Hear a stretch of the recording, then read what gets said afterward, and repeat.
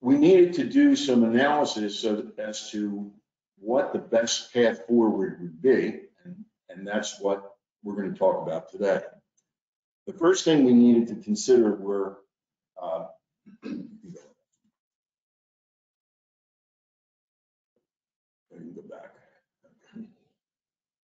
we needed to consider what our options were. And we looked first at facilities, and obviously our options being, I should say this, our direction was to try and provide the members with what they wanted. And that means to try and provide for the improvement of the facilities and golf course, primarily because they were what the bistro expansion and the golf course renovation, because they were what the members said was most important to them in all the surveys we've done.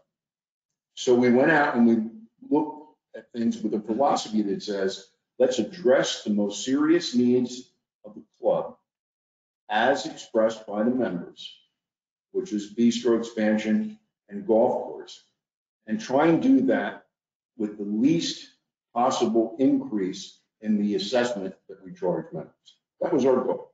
So first thing we looked at was facilities. And what we came up with was the fact that we could build the bistro just the way it had been planned. But this is the analysis of how we got to that point. You can see in this diagram, and I hope you can see in the back, this is a diagram that shows the new bistro as approved by the members in the vote in November. And you'll see that the pool is in the middle of the bistro. That may have presented some opportunities for someone clever about their dining facility, but it seemed unworkable. So we went and we looked at other alternatives. And the next alternative was to size down the bistro expansion and reorient it so that it went out more into the lake. Now, this is a drawing that shows a reduced size bistro from what we had approved, and it also increases that bulkhead bump out on the lake, which, by the way, that bulkhead expansion has already been approved by the county. We would have to do a whole new application to get this additional expansion there, and we would lose not only under air seating, but this design takes away a lot of outdoor seating as well because of where the bistro is located. So we went back to our architect and said, how can we save the bistro expansion that everybody wanted and not have to get a new bump out bulkhead permit and not reduce the seating that we had? And our architect came up with this plan, which is a redesigned pool that in a way wraps around the bistro. So this gives us the bistro that the members approved, and it also gives us a new pool. Now, we tried and work this plan. We tried to do it without a new pool, but as I said, it just didn't work properly because that would have saved us some additional money. But the significant savings that we achieved here, and you can go next, I think. Go skip ahead a little bit. There you go. The significant savings we achieved here on facilities are, number one, removing the community center.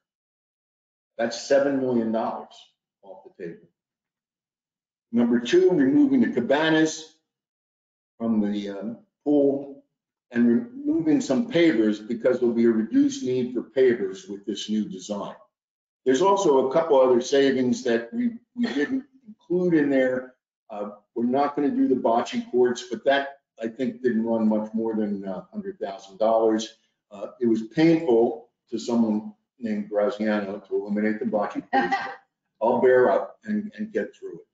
And we also eliminated the sun deck in the pool, which a lot of people didn't like because it was you couldn't swim in it. So the new pool will be the same square footage as the pool that was approved in the original plan, but it will have greater swimmable area than was approved in the original plan, because that sun deck will now become, and I wonder, this spell check didn't even worry about it. They took swimmable as a word, so I'm going to use it now.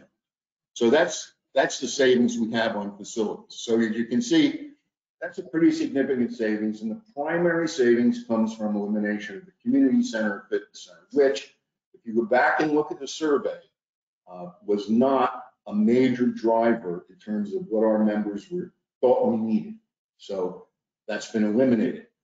The other thing I want to tell you about, if you go back to the plan, as we talked about, the other thing that's important to note here is this plan in no way prevents or interferes with us at some later date doing the new community center as we had planned, or doing an expansion northward into the parking lot, or whatever the future may hold in the world of fitness, cards, and things like that. And in addition, and this does my heart good, it doesn't foreclose the possibility of bocce courts at some time in the future. So everybody of Italian descent can relax. It still might happen sometime in the future. So what we like about this plan is not only the cost savings, but it doesn't box us in and prevent doing in the future what we thought about doing this time. So let's talk now about the golf course. Okay, the golf course, we asked the golf course architect, and we asked Mark to think about nice to do versus need to do for the golf course. What are the things that we could give up and still get the results we were looking in terms of playability, sustainability, and maintainability? So that was their assignment. And they came up with ideas on where we could save money without seriously changing the design changes or the design of the golf course that had been created. And so a couple of them are here. This is not all of them, and it's not an exhaustible list here, but the new ponds that were planned for number 5 and number 15 are gone. That results in some savings. The relocated tee on number 12, which, by the way, was not included in the plan that was voted on in November, but was added later. And that was going to be to take the tee on 8 and flip it with the lake, so that the tee would be across the lake from the Middleburg units. And rock wall on number 7 and 16. On number 7, the rock wall would have not even been seen by anybody off the course. Golfers would have seen it. It would have been around the lake in front of the 7th green. And on 16, we don't have the bulkhead there now, so it's going to be the same kind of thing with the sloping, grass sloping into the water. That saves us some money. Let's see what the next slide is. So these are some of the savings that we came up with. Irrigation, and irrigation is kind of into the no new pond category on 15, and the T on 12. We learned that to move the T on 12 and to install that new lake on 15, we would have had to relocate a main irrigation line of our irrigation system. So we saved on irrigation in that regard because we don't have to deal with those lines. There's also a line that's involved in the plans that we had for the practice area, where the cart path is and the parking for the practice area. That involves a main irrigation line as well. We talked to the architect about making some changes and not requiring us to go ahead and do that. The rock wall would save us almost $200,000. There's no bunker liner. I learned we don't have bunker liner. We've never had bunker liners. It was in the bid and in the proposal, but we think that we've done pretty well without bunker liners and we can live without it. So we're not getting that. And then the Stonebridge is gone, unless a member wants to use that as a naming opportunity. We'd be very happy to name the bridge after you if you'd like. However, we also learned that where we were talking about redecking the bridges, and that was a hoped for, if you will, the bridges are going to need new pilings, and that we've estimated to be $100,000. Keep in mind that we will only have 2 bridges after the renovation. The bridges on 16, 17, and 18 will be gone. The bridges will be on, not going from 9 to the clubhouse and going from 1 to 2, of course. Yeah. So even though we have to replace the pilings, we don't have to replace as many pilings. There was a contingency added of $80,000. We'll talk about contingencies later on. Irrigation heads, we had looked into the possibility of reclaiming and refurbishing our existing sprinkler heads. And that would be a project Mark's guys would be involved in. That carries with it a little bit of risk, but not a great deal, I don't think. What it means is that instead of getting all new heads that are installed by the irrigation contractor, we're going to try and use some refurbished heads and save some money. Heads are $260 a piece, and we have over 1,000 sprinkler heads. So we hope to be able to save some money there over the $260,000 we would have spent to get all new irrigation heads. So that's the cost on the golf course. Facilities we talked about. So before I get into this, a big difference between the numbers we're talking to you about now and the numbers that we were talking to you about last November is that we have sat down with actual contractors, the low bidders on each job. So we've talked to them about what they anticipate the cost will be and whether they can meet the schedule. So this isn't what our consultant kind of guesstimating what the cost will be. This isn't our golf course architect guesstimating what the cost will be. This is the actual contractors that we have sat with and talked to about real dollars and what we can be looking at for expenses. We believe that it is more reliable information. I will tell you, we have not yet obtained a board crystal ball. We don't know what's happening in the future, but we do think this is reliable information and as reliable information we can possibly get at this time. But I'm going to talk a little bit about how we prepare for the lack of a crystal ball. And that is, with all those numbers that I threw at you, and some that probably aren't included there, we have a golf course price down to $7,488,000 and a facilities price down to $7,425,000. That comes out to $14,913,000, which I know Dave and Howard would like to just say is $15 million. And even that wouldn't make them happy because what they want is another $1 million in case that lack of crystal ball comes back to bite us later on. Additionally, we are going to be in this plan looking at additional financing, so there will be additional financing costs. Interest carrying charges through the course of construction will be different. So we've added $1 million contingency. So this represents a savings of approximately $7 million over the projected cost that we had back in June. And it adds a $1 million contingency. So those are the numbers we're working with. Now, how do we, I think the next slide is how we paid for it. Oh, other options. Okay, I do want to talk about this. A number of people have approached us about 2 other options that have been discussed. And my letter of June 30th got a pretty good reply. And while Mrs. Rushoff will remind me that it is neither a numerically nor random sample valid survey, we received approximately 60 some responses from my June 30th email once we got the correct email address put in there. And by the way, that was my fault, not staff, nobody else. That's all me, the wrong email address. So we got about 60 responses. We're actually still getting responses to it. And it was an interesting study because Mrs. Rocha, she probably regrets it now because of how I'm going to use it. But she did a breakdown of what the letters said in some regard. So about 52 to 54 of the letter writers expressed an opinion on do nothing or go ahead.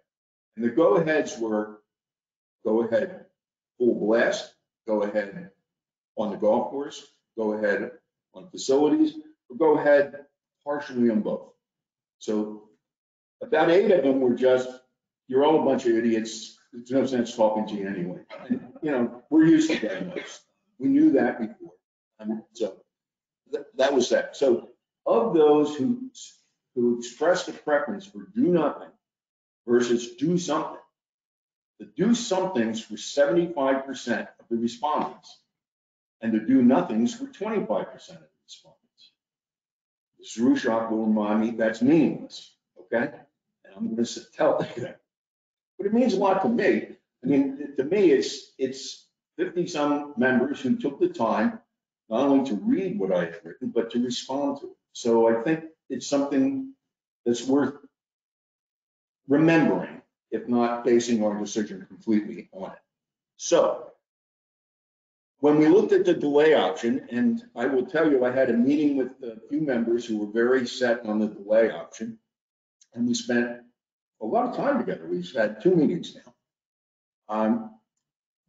And my feeling was that with $11 million locked in at 4.5% in an economy where the interest rates are going up almost every month, we would be unwise to walk away from that cheap money and ignore it. So to my mind, and I think to a number of the board members, delay was not a viable option.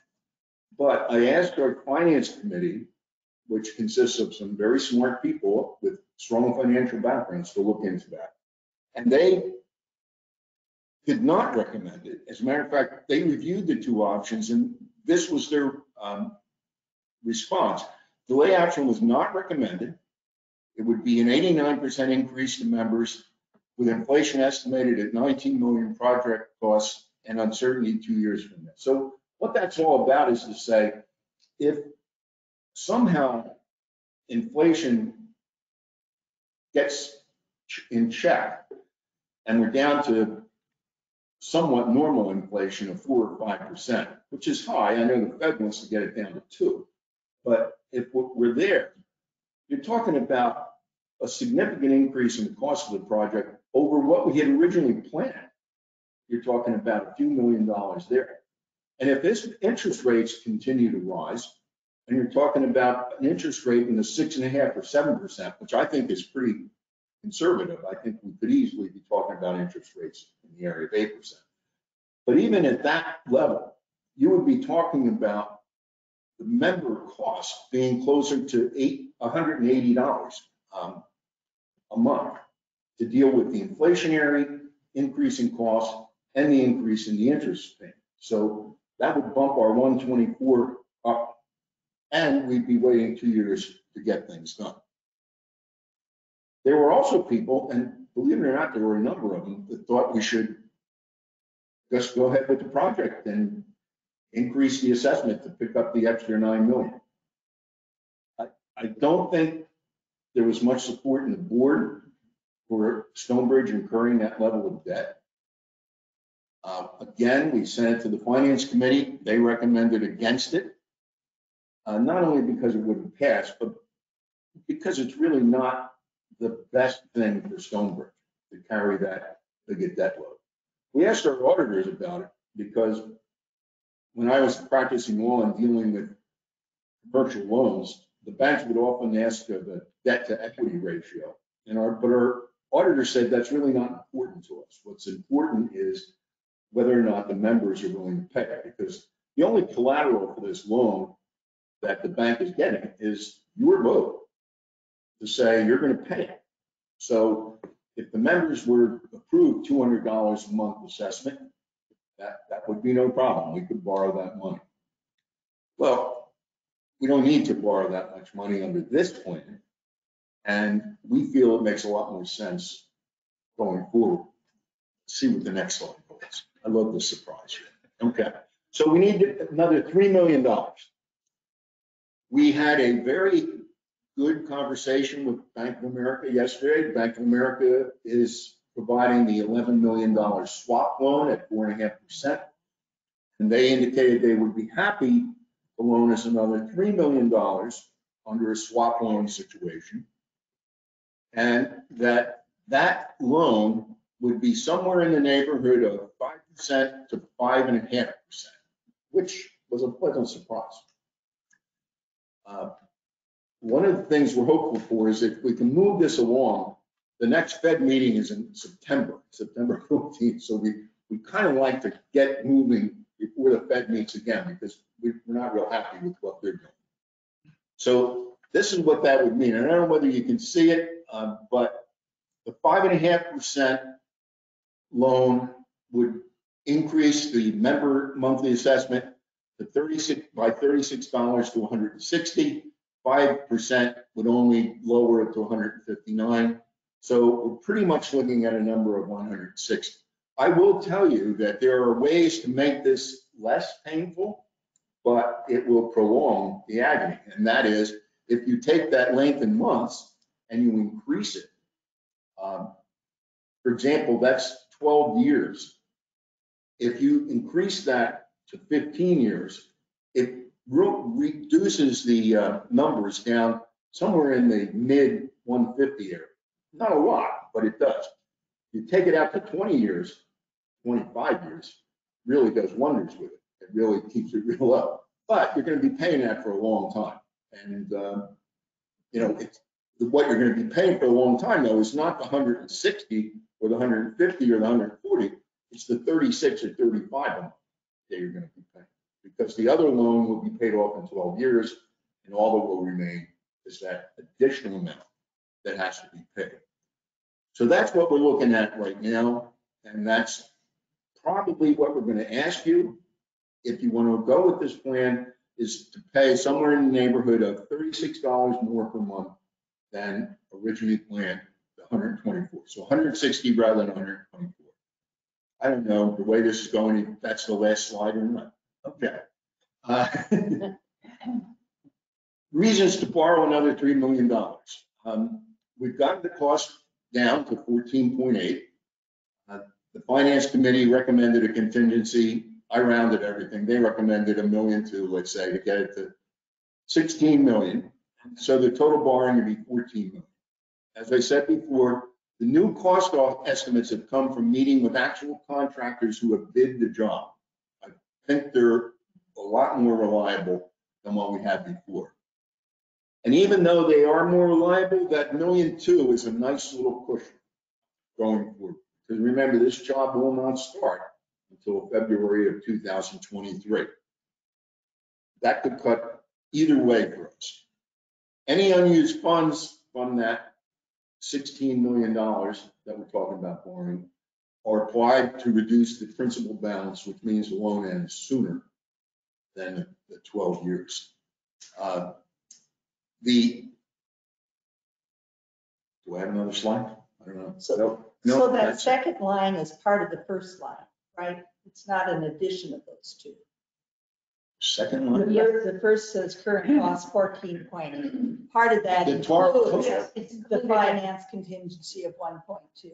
The first two lines should be added together. $16 million. We have to borrow 14 because we have 2 million in reserves. Okay. So 16 minus the 2 gives you the 14 million per bond, because we have 2 million in the plan. Okay. So that's where we are right now. That's what I'm hoping is attractive to the board. I love challenges, So asking people to vote to spend more money to get less is right up my alley. So, but the question is going to be, when we get to the members, the question is going to be, are these changes important enough to you that you're willing to bite the bullet and pay a little bit more than we had originally planned and get, I think, very near what we were hoping to get? And we've opened the possibility that somewhere down the line, if you want to build a new community center, if you want to build a new bocce court, you can still do it. We're not putting that out of the equation going forward. So, board discussion. It may be worth having Tim spend a second on other like organizations who are faced with the same problems, what he found that they're doing, because we are in a competitive market and we don't want to fall behind. And Tim, maybe you could share what you've learned. Sure, I've reached out to all the local bundle clubs, so basically from Marco to Sarasota. There's a fair number that are doing projects next year, and for the most part, they're proceeding as originally planned. In most cases, they are over budget from what they had anticipated. One club had a $5.5 million budget, and they're now at $8 million. In that situation, they went back out to the members and said, you know, we need another $2,500 per door for that additional amount. That club has the ability to do a special assessment, which we don't because of our documents, and that it passed overwhelmingly by over 70%. One club had planned to do a kitchen renovation this year and golf course next year. They're deferring both of those projects to 2024. At least that's what they anticipate right now. But otherwise, clubs are moving forward generally with a full scope of work.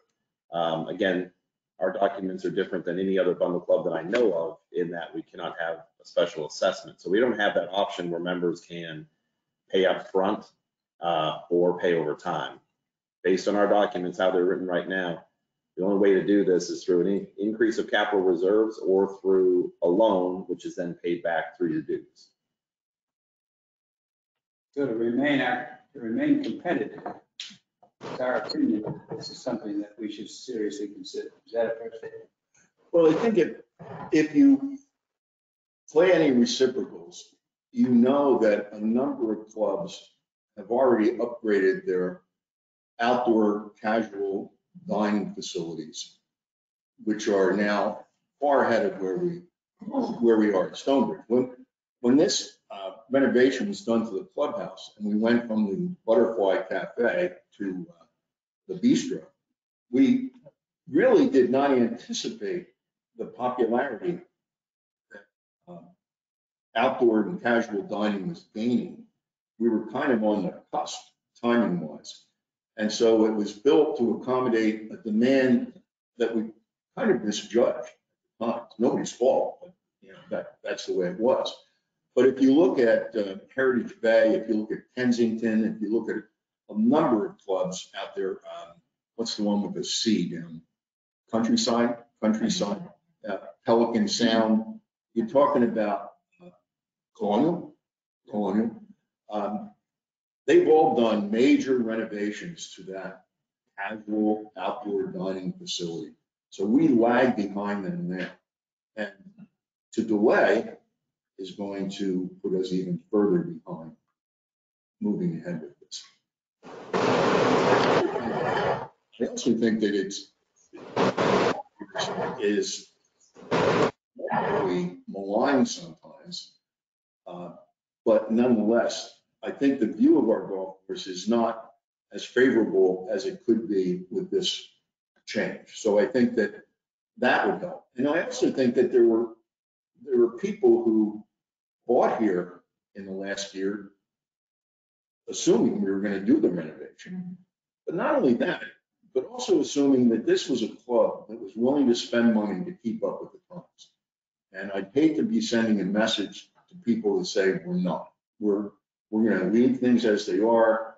We're going to keep our money in our pocket. And we're not going to do anything for a couple of years. I think that sends a terrible message to potential buyers. I think it sends a terrible message to our owners. and I think it sends a terrible message to our staff. I would like them to think of us as a club that's willing to upgrade appropriately as we can afford. Dan, Microphone, yeah. Kathy? Dan, you said that you have been talking to contractors, the contractor for the facility. Seeing as the fitness center, community center project has been scrapped, what does the contractor think about the timing? We asked that question both. Monday, we had Kip Schultes, and Wednesday, we had Jeff Nunner. And we also, again, had contractors in both. They basically feel they can do, they were looking at an 8-month timetable. They say 8 months, but, plan that it might take 10 months. So facilities closing down in February of 23. 10 months gets us short of the end of 23. That's our schedule. So they're looking at 8 months, but they're saying it could be 10. So again, it's almost like the dollars. We have a contingency there too. And both areas, we've received assurances that that schedule can be met. There are some changes happening in the marketplace with regards to supply chains. For example, lumber has come down in price, but not only has it come down in price, but the housing market has slowed down because residential mortgage rates have gone up. And so lumber is more available than it was in the past. Concrete is still an issue that everybody talks about. But again, they're making that allowance that they're going to have. Remember, we'll probably, we would enter into a contract probably in October or November. So even though they don't start building until February, they can order their materials a year in advance of that end date that we're talking about. So they seem very comfortable. I was pleasantly surprised by that as well. And they feel that as far as appliances for the kitchen and furnishings for the bistro, that supply chain has also shortened itself so that they would be able to provide us with what we need? Yes. Yeah, okay, good. Other board members, Max? I've got a bocce story I'd like to share. Tim, do you archive the boardroom magazines? Do you keep copies of those Online. online? Yeah, can access it all. Okay, we may be able to let, I think it was about a year ago. I think it was July, August of 21. There was an article about bocce, clubs that had put in bocce courts. And they featured 2 country clubs who had each put in 2 bocce courts near the bar, near the bistro. And within their club, they formed leagues and teams and schedules. And every night there's people coming and playing bocce. The financial impact on those 2 clubs ranged between $350,000 and $450,000 that it impacted their food and beverage. Mostly beverage. Mostly beverage.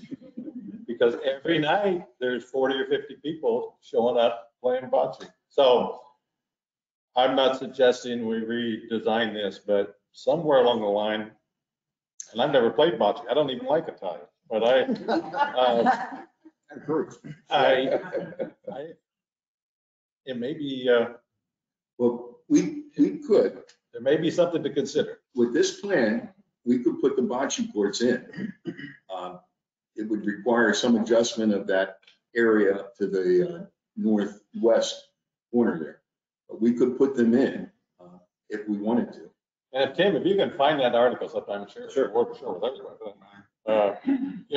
It really, I shared it at the time with the facilities improvement committee, and I went back to my email, and now it's not, I can't access it.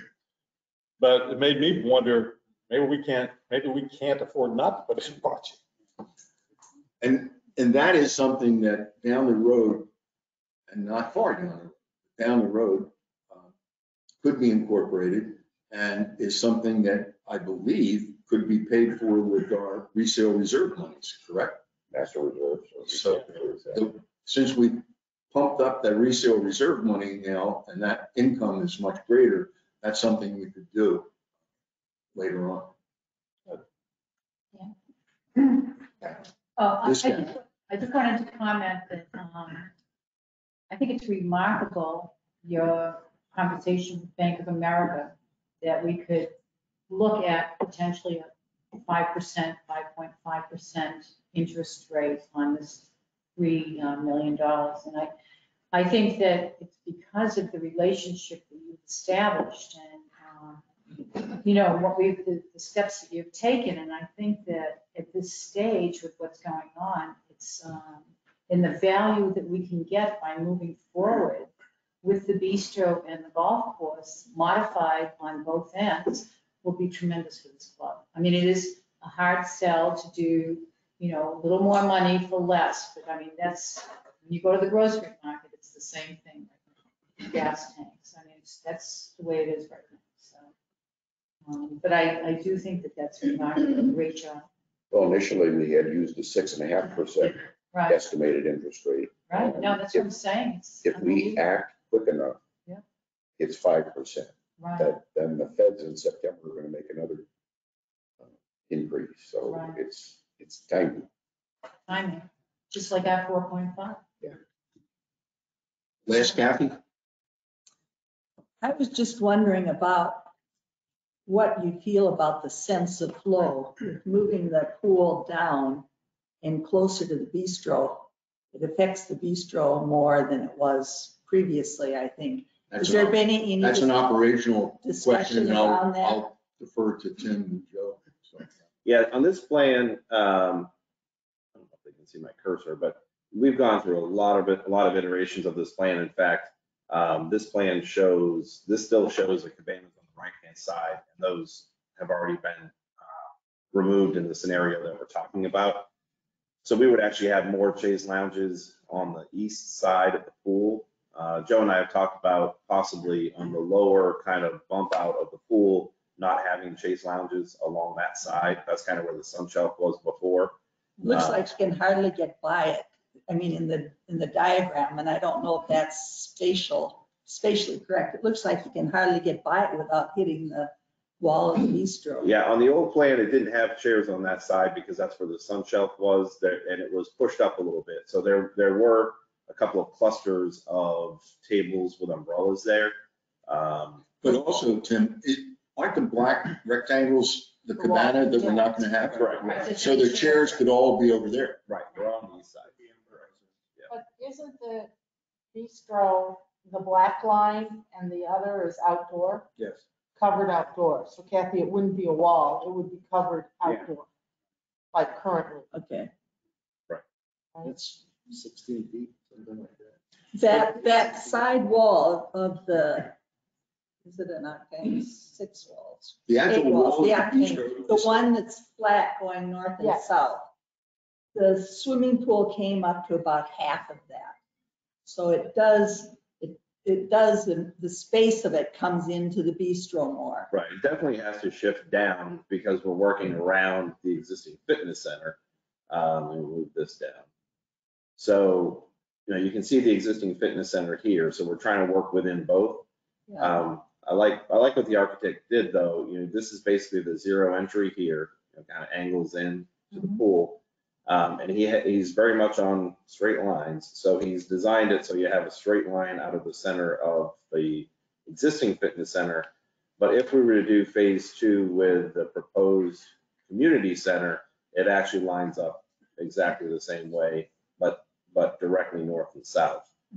Part of the reason for not doing the cabanas initially, there's a cost associated with it.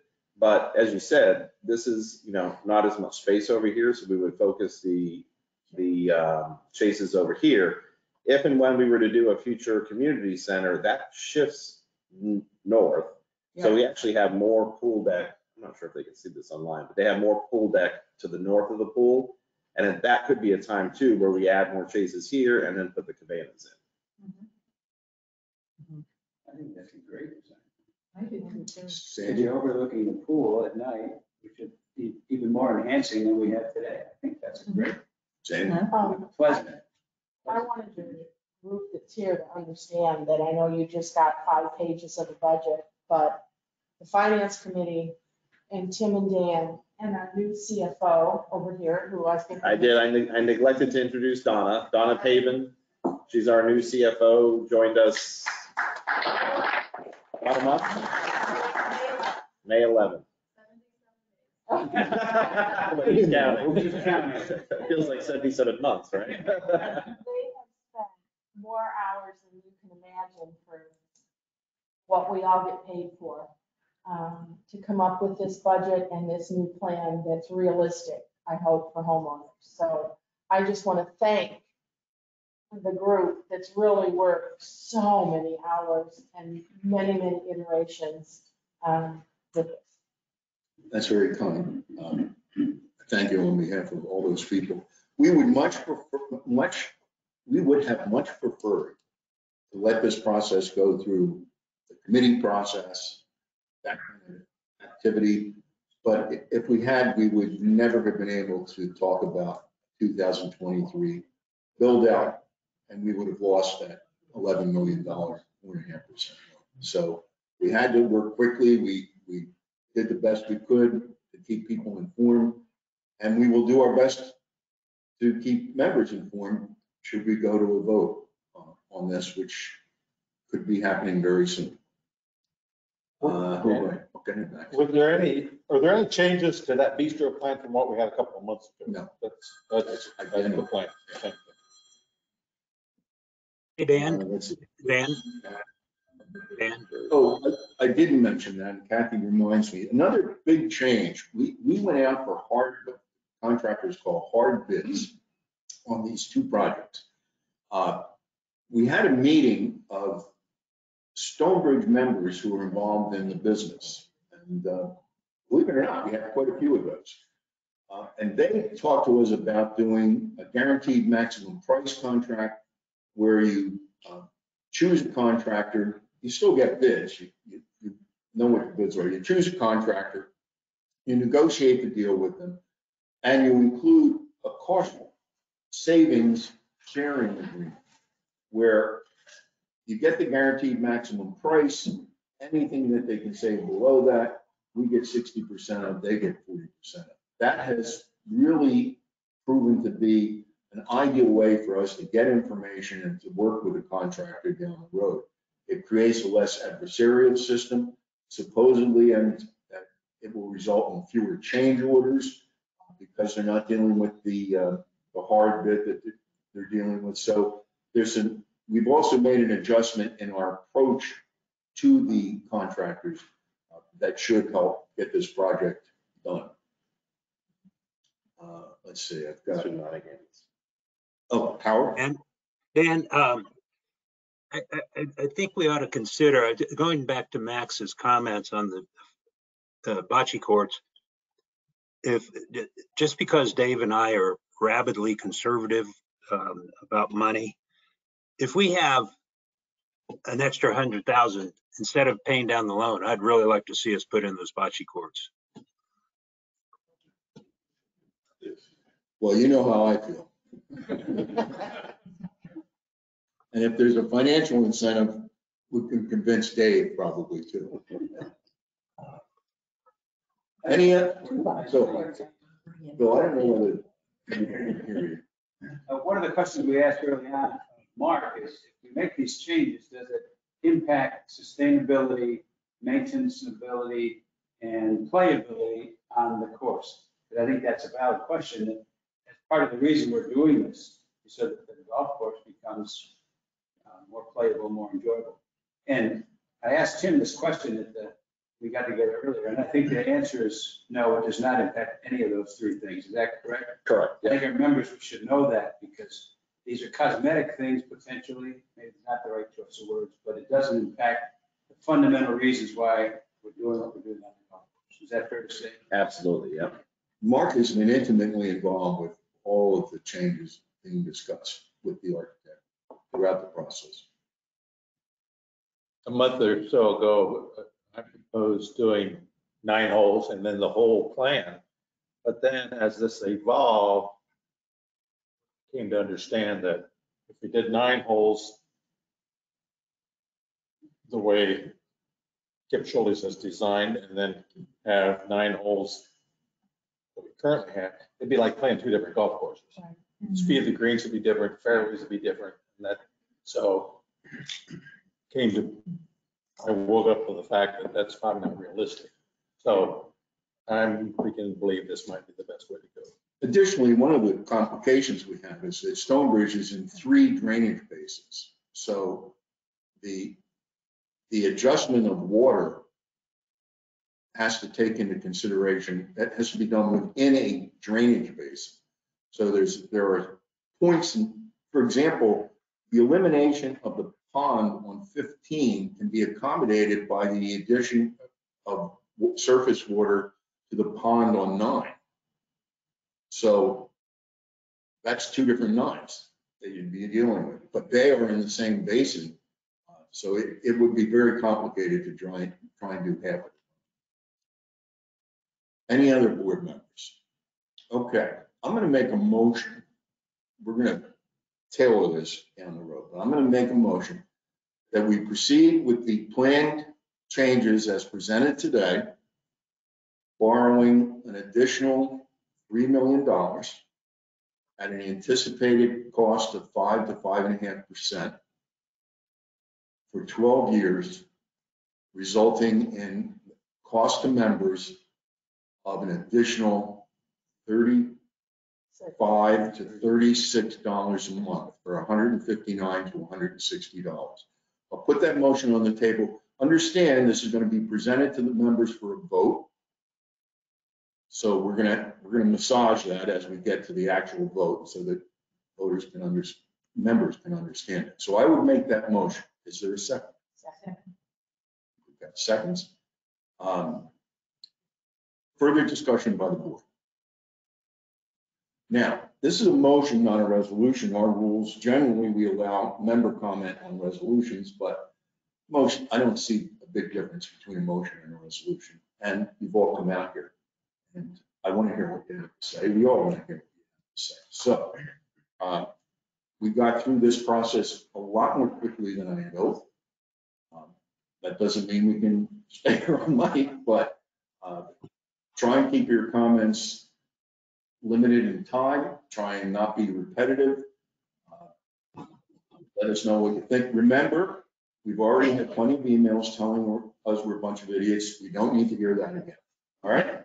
So, any member comments? And come up to the table. Just so we can pick up. Come up to the table because you need to talk to the owl. Anyone? Jim Gett.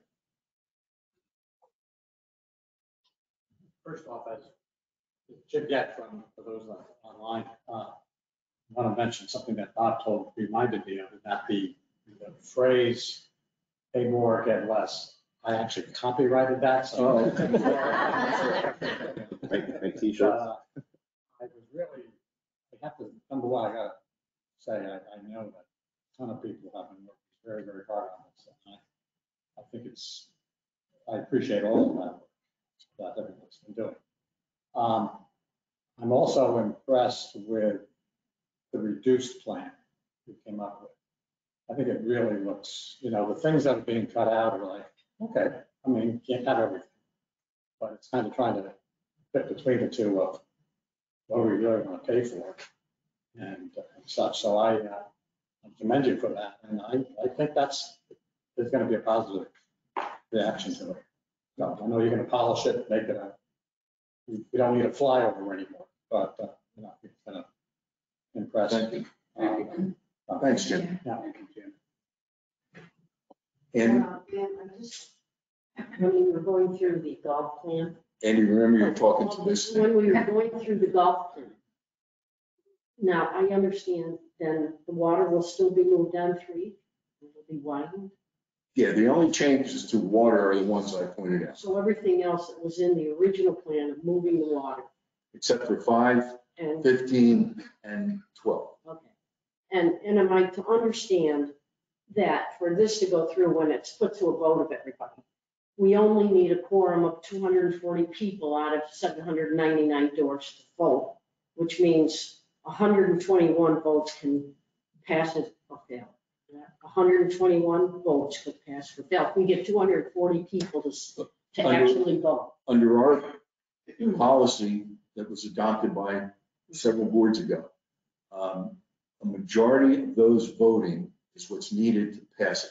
So yes, after receiving 700 plus votes the last time, I would be stunned if we got only 240 votes. And I will tell you personally, I am hopeful that this can get a majority vote. I'm hopeful that we designed a plan that at least 400 members can vote in favor of. But I understand that it's summer. It's going to be tough. The GOTV effort is going to be very difficult. But I believe, and I wouldn't vote for a plan that I didn't think a majority would accept. No, I just wanted to clarify. But you are correct. It's only Yes. 240 that makes the quorum. And Yeah. there's hopefully more people. will Yes, vote. I think so. Okay. Thanks. Anyone else? Jim Cole? First off, I appreciate all the work you went through. As you know, I was on the committee working on facilities. I have a couple concerns, and the way the pool is now, we've lost some of the good table space down by the lake outside the bistro. And as many of you know, that the entire plan was kind of synergistic of community center and bistro and pool and everything else working together along with bocce. Secondly, I'm not making money, so I can't say let's go over the whole thing, but I'm wondering when you think you will get final hard bids, and will you be putting this to the vote to the members before you get hard bids? And the second thing, did you even look at just at this point doing only the facilities and maybe putting off the golf course for a year or two? The golf course looks great, especially compared to the play. We told Mark to try and make it look worse. And that's the hardest thing. So that's my concern, that things are getting cramped down by the lake with this plan, although it's the only thing you do. And just, are we going to vote before we get a hard bid? And maybe should you consider just doing the facilities as planned at this point? First, I don't believe we've lost any outside seating in this plan. Right, the area south of the bistro, between the bistro and the pond, is the same as it was before. This bistro is where it was before. Where we're losing a little bit of space is, as was pointed out, with the pool shifting a little bit more south, we're losing a little bit of space to the east. So otherwise, it's all the same. In fact, this is not an interior designer rendering. This is from the architect. You know, there'll actually be more tables down and throughout here. With all the cabanas, couldn't that pool be pushed closer to the tennis courts? So you want to leave the flexibility to have the cabanas later, plus you want to have the pool deck for chase lounges on the opposite side. Plus, you're going to have traffic, Max, that's going to be coming through there. You're going to have traffic from up north there, up where the spa is. Okay. And you're going to have, we have shown a potential path down at the bottom where people might be coming in. So you want to keep a little space there. Before, we're calling it, but I'm trying to remember what you said. Have we considered just doing facilities and not doing? That was what I was answering. Okay. Go ahead. We have considered that. Again, it's really a toss-up in our membership as to what they value more, golf course or bistro expansion. So while we considered that, we think that that would be giving our members less and would be disappointing those who are looking forward to the golf improvement. And so one of our considerations is, what will the members vote for? Well, we don't want to lose all the golfers and going forward, nor do we want to do it the other way and lose all the bistro. You had a third question, but I forget what it is. Hard bid. What? Hard bid before the vote. A hard bid? No. Timing wise, in order to meet our timetable to get started realistically in 23, our goal is to have permit applications in by September, early September. That means construction drawings in late August. we would go to bid probably in November, October, November. So that would be much too late to try and get voter approval. We're going to be trying to get voter approval, I will tell you, within the next week. Can I comment about the golf course?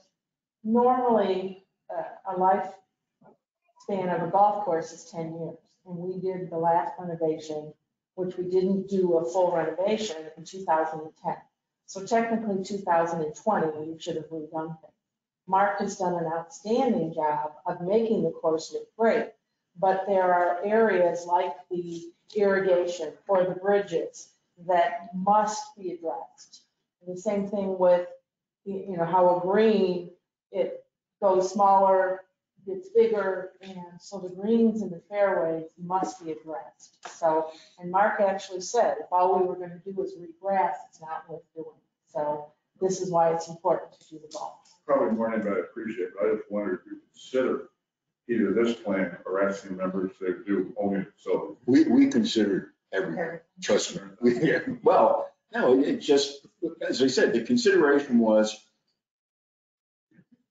we don't want to neglect the golf course and just do facilities, and we're neglect facilities and just do the golf course if we can reasonably address both to a certain degree. We think we are able to do that. Other questions on the members? Quickly, we probably answered this before. Let me just ask it. How many rounds of golf do we have a year? 42 to 45. 1,000. Has any of you thought of adding $10 to the cart fee to offset the cost of the improvements to the golf course? Well, we will be adding a couple dollars when the new golf course happens because we're going to put GPS in, at least last I heard. But I'm talking about softening the top number that you mentioned earlier.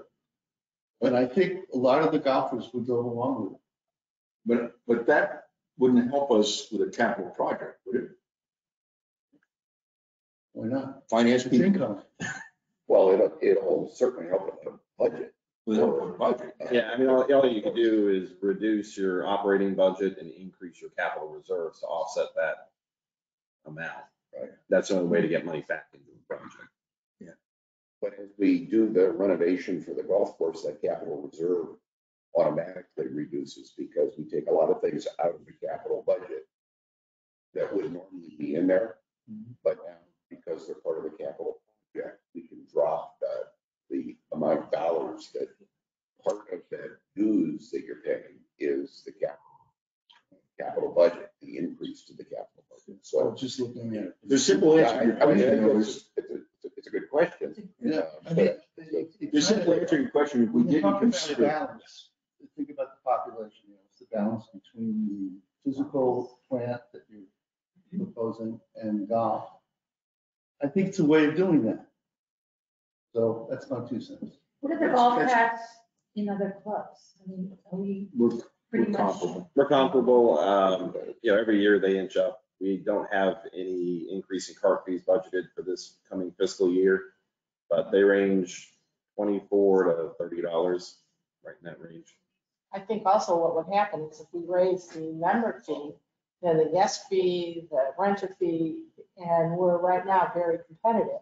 If we raised the member fee to $30, we certainly would not be competitive. The Well, golf cart fee. Yeah, because then we'd have to raise all other fees. but really, we really looked at this in terms of a self-contained project, not looking to operational income to offset the cost. Okay, right? Am I talking right? I'm learning so much from you, Dave. Anyone? Yes, Dan.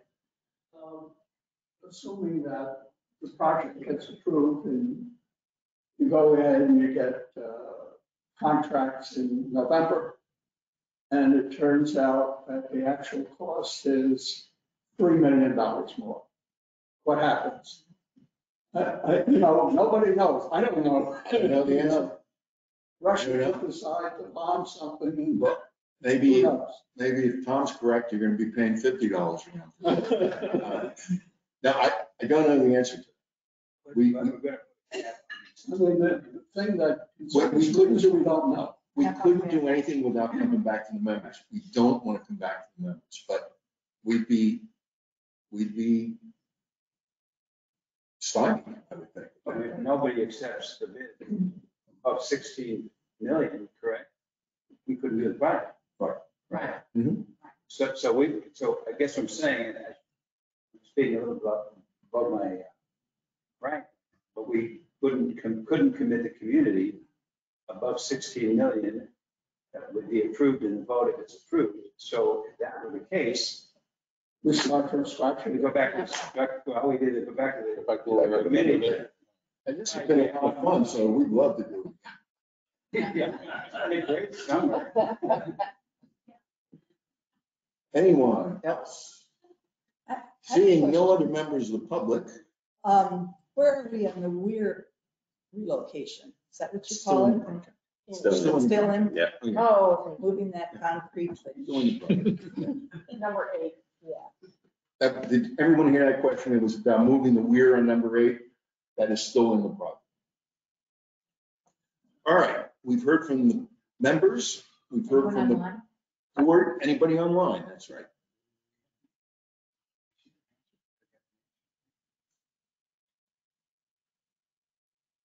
There is one. Dan, can I ask a question? Sure. So the answer. Wherever you are. Who is it? Thomas Wilson. I'm assuming it's Tom Burke. Tom Burke. Oh, there we go. I think the extra $1 million set aside fund I think the extra $1 million set aside fund not be treated as a bocce court slush fund. Okay. That's Mary Pettit, who I think changed her name. It was Petito once. And it says she's left the meeting, so.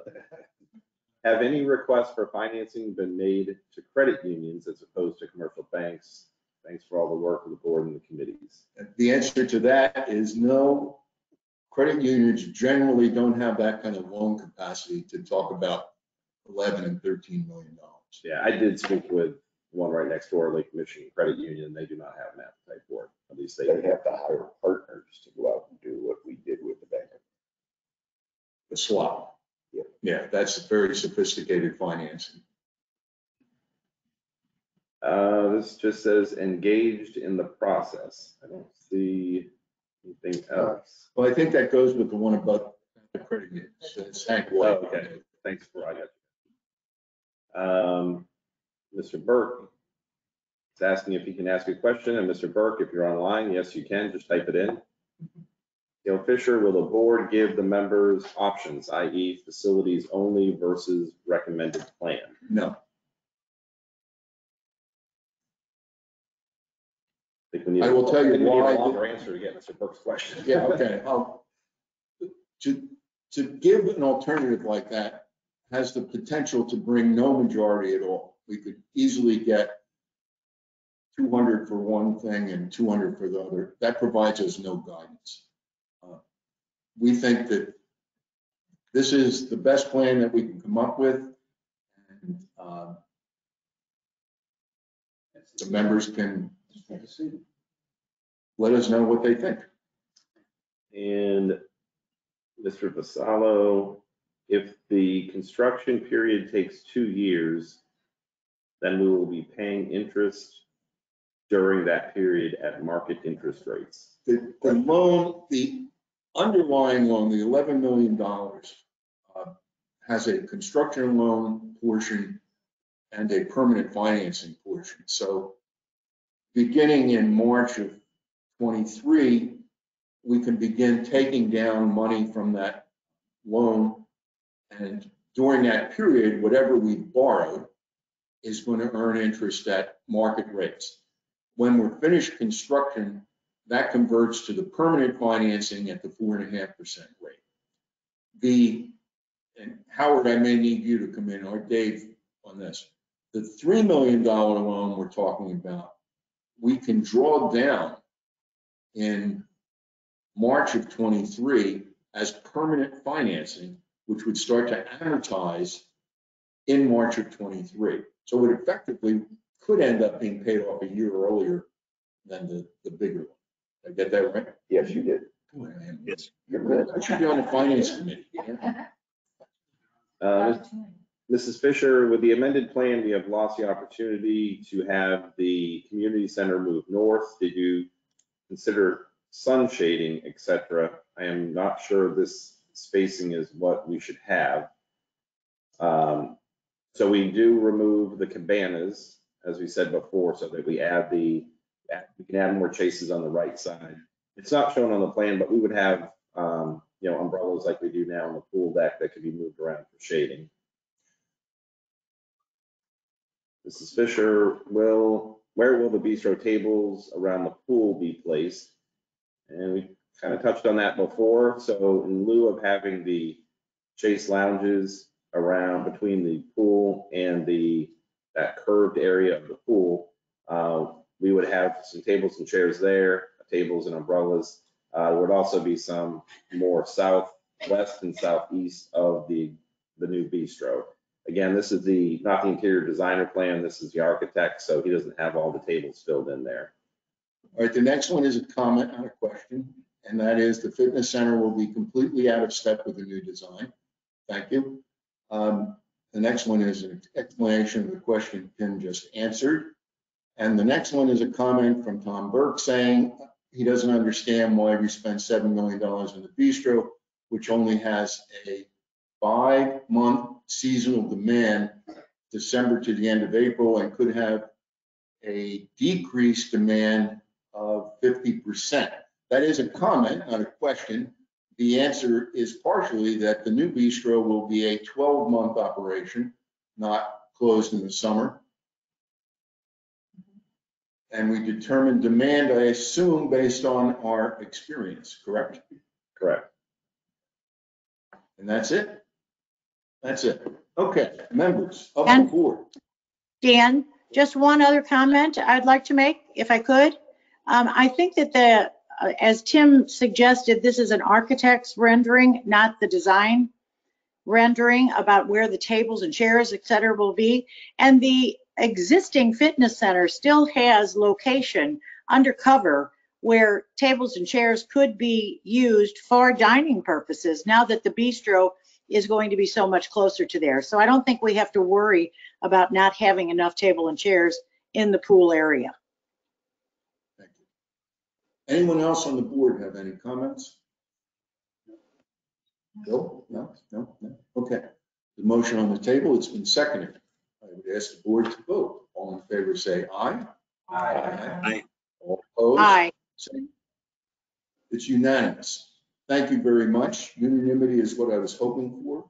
Members, I hope we are able to give you something acceptable. Know this, we have done our best to try and do that, and we will be back to you. I will just tell you, our plan is to try and get word out tomorrow for the general membership as to what the plans are. If possible, I would like to have Vote Now begin the voting solicitation not later than next Friday, with a 2 to 3 week window for voting, so that by the time we have another board meeting at the end of August, we know whether we have member approval or not, because at that August meeting, we have to approve the budget. So whether or not we have member approval is going to have a big impact on that budget vote. So that's our goal. And again, the timing is not only based on that, it's based on building permits getting started in February of 23. And so it's going to seem rushed. I apologize for that. We don't have a lot of choice. We've got to shoot money. If it goes out on Friday, you don't have 3 weeks for the next board meeting. The next board meeting is 3 weeks from Friday. Is the what? 3 weeks from Friday. 3 weeks from Friday. The next board meeting is, So that's perfect. From next. That's fall. well, don't you want the results before you go into? Get them the day before, so we'll make it 20 days instead of 21. Right. Frankly, I'd make it 14. I would do 2 Yeah. weeks. We have to allow time for Yeah, so 2 weeks. Okay, we'll look at that. We'll be back. All these next steps are going to be very easy to keep you up to date, get your comments on. They're not going to involve a lot of outside discussions and contemplations. So the vote would be this plan or nothing. So motion to adjourn? Is there a motion to adjourn? So moved. Thank you, Dave, and it's been seconded. All those in favor say aye. Aye. Opposed? Motion carries. Thank you all. Kim. Yeah. Kim.